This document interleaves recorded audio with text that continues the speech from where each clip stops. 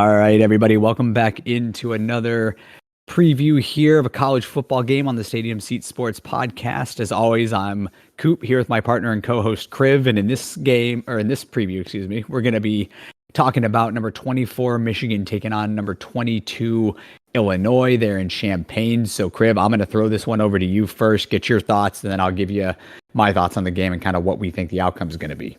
Yeah, I think this game is super interesting, especially after last week. Illinois obviously had that crazy game with Purdue where it was like 50-49. Yeah. And if that game went a little more favored, like, I don't know, better for Illinois, then I'd be a little more optimistic for this game.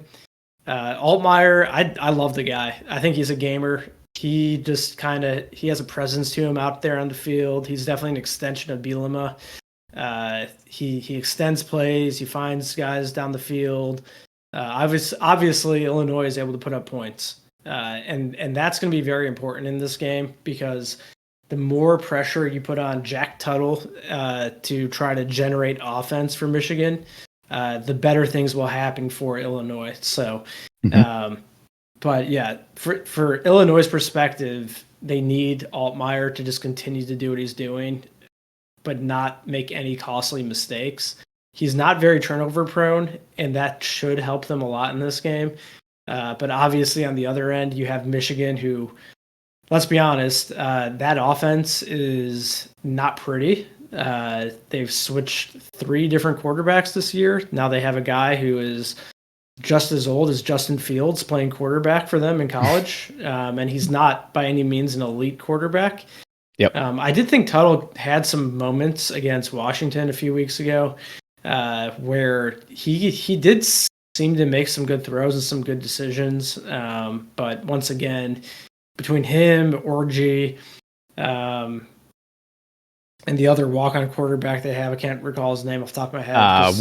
Warren. Not all of them have had flashes, but none of them have ever pulled together a full game. And they definitely all have deficiencies. Jack Tuttle might have the least amount of deficiencies out of everyone, and obviously more experience.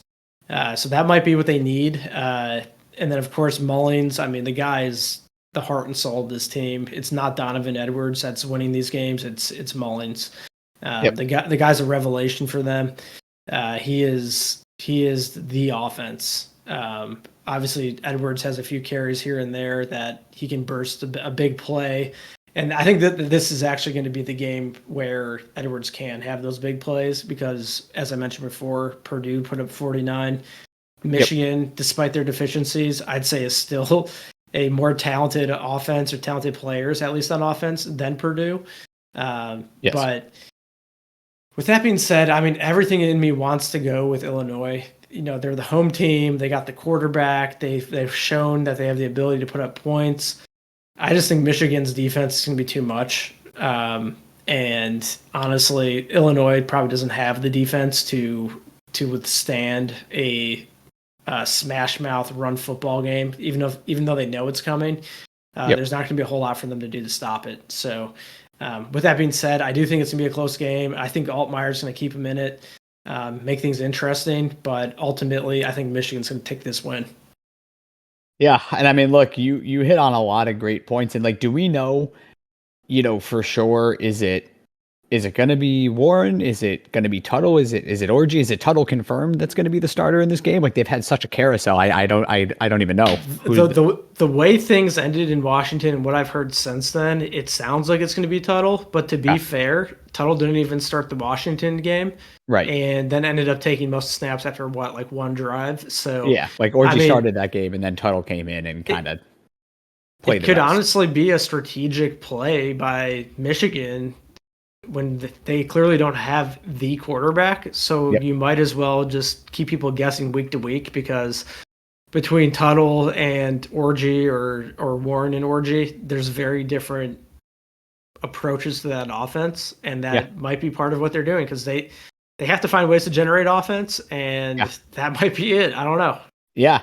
I mean, it really might be. And like you said, like you hit on a great point. Like all three of them have significant deficiencies, but it's entirely possible that Tuttle has the least amount of deficiencies. Like I at least watched that Michigan-Washington game when Tuttle was at the quarterback position for Michigan, and he at least made some throws where I was like, okay, this guy can actually like complete a nice pass more than 5 yards down the field, where I really haven't seen that with Orji and or Warren. So I think Tuttle probably is your guy. It's just like I don't even know what to make of this Michigan team, because I think defensively, I don't think they're elite defensively. I think a lot of people came into the year thinking they were going to be one of the best defenses in college football. I don't think that they're quite at that level, but I do think that they're a very, very good defense, and they have some elite playmakers on the defensive side of the ball. But the defense has been somewhat lackluster, maybe from what people had expected for them, strictly because that offense is so anemic, it can't stay on the field and get sustained long drives that result in points. That defense is on the field a vast majority of most games. And so, like, with that, like, truthfully, like, this game is so hard for me because, like you said, Illinois against Purdue last week, like, had Illinois come out and kind of dominated that game against a pretty, not even mediocre, pretty poor Purdue team this year, I would feel a lot more confident about Illinois in this game. But they had to fight and claw their way to beat a pedestrian Purdue team last week.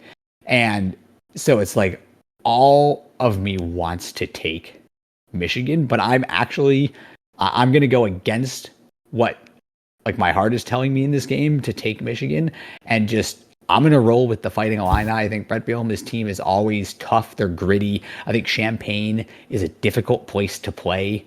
And so with that being said, like you hinted at it, like Altmaier, I think, is a very good quarterback. Like I think he made some mistakes last year. And we kind of touched on this in some of our previous preview videos that like Altmaier last year was late with a lot of his passes. He was kind of in his own head too much. I think he's gotten out of that kind of bad habit this year, and he's been a lot better. He's got 14 touchdowns, only one interception, almost 1,500 yards on the year. Like Altmaier is having himself a pretty quiet, solid year for the Fighting Illini. And so with it being in Champaign, and just with me not having any faith, truthfully, in this Michigan offense outside of Mullings, like you said, and he's a very, very solid player. I'm going to go with the Fighting Illini in this one. I don't feel great about it. I wouldn't feel great about picking either one of these teams, but that's where I'm going to go. I'm going to go Fighting Illini, and we'll see which one of us looks a little less stupid coming out of this one. I think that's a fair assessment. I also think that was a very good point when you mentioned how a lot of people thought Michigan would have a elite defense again, and they definitely have elite players. I mean, they got Mason, they got Will Johnson. I mean, there's talent. Kenneth Grant, like there's talent across the board, very high end talent. But yeah, for whatever reason, and it might honestly be because of the offense, that the defense just hasn't. They're on the field too much. They have to rotate more, and that might be contributing to that drop off as well. But that defense is definitely still their bread and butter, but it's not as good as it was last year. That it's just going to win them games. So absolutely, they have to bring some sort of offense to the plate, and that hasn't been happening. So it really could go either way. I'm just relying more upon those elite players on Michigan coming through as opposed to Illinois pulling the upset. Sure. Absolutely. Well, guys, as always, we super appreciate you guys tuning into any of our preview videos here. As always, drop a like, a subscription. Let us know your thoughts on this game down in the comment section below. Let us know if we missed anything, or if you guys have any additional good points about this game. And we'll see you guys in the next preview.